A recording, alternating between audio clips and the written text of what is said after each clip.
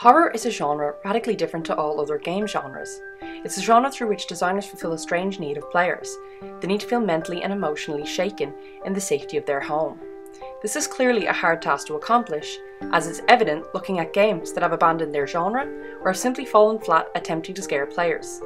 So let's see what makes a great horror game by posing the question, how is the need to scare players fulfilled through the design of horror games?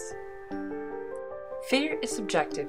You can never inflict fear on 100% of an audience, as individual fear is derived from personal experience.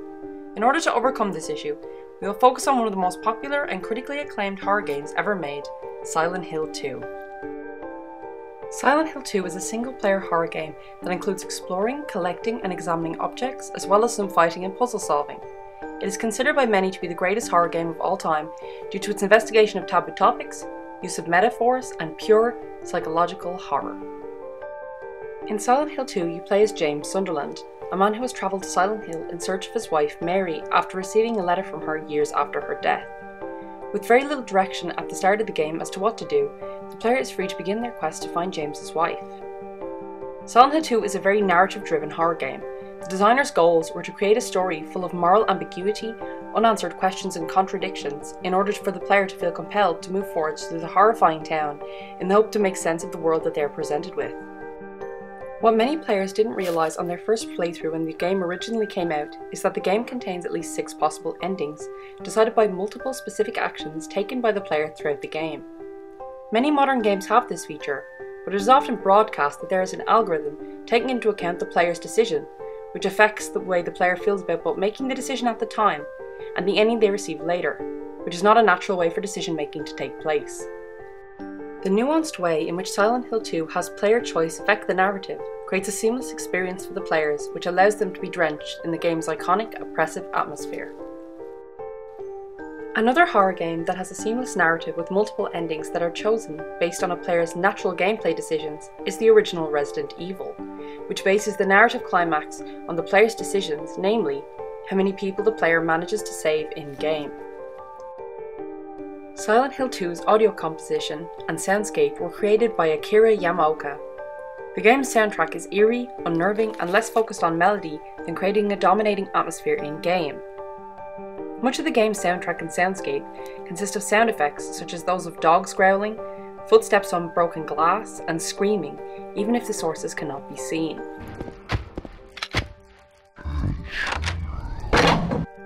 Yamaoka has commented many times on the importance of well-selected moments of silence in game audio design, meaning much of Silent Hill 2 lives up to its title.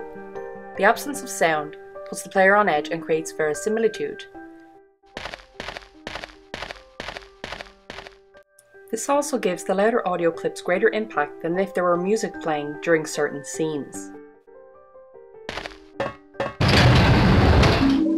Some other games that exhibit this strong use of sound effects and minimal use of music and audio in general are Amnesia: The Dark Descent,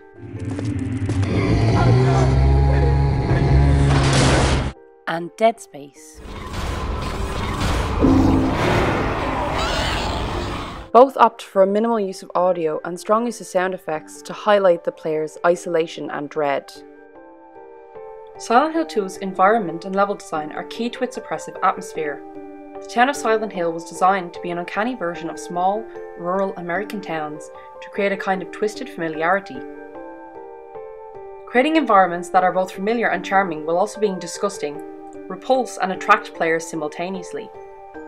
The iconic fog of Silent Hill and the extreme darkness of indoor areas was implemented as a way of dealing with draw distance issues, but when the game's designers playtested it, they found that the low visibility meant forcing players to wade into the unknown in order to progress, which gave players a sense of uneasiness and paranoia.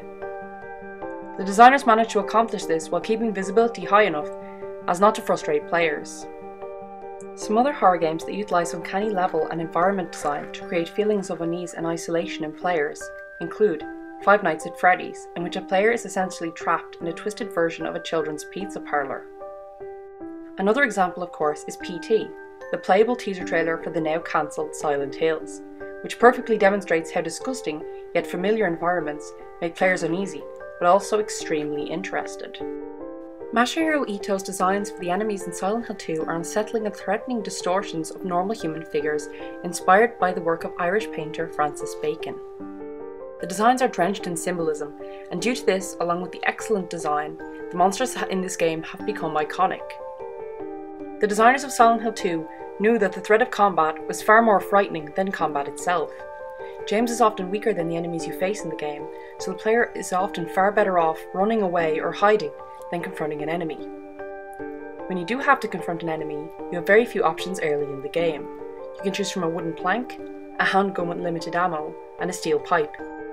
Forcing the player to be stealthy and run away often by making the enemies very difficult to kill, combined with combat in enclosed areas, increases players' fear of the unknown around them. Some other games that also have a combat system which encourages stealth and avoiding powerful enemies coupled with weak weapons are Alien Isolation, in which a player is encouraged to be as stealthy as possible in order to survive being trapped on a space station with a hostile alien force which can kill the player in one hit.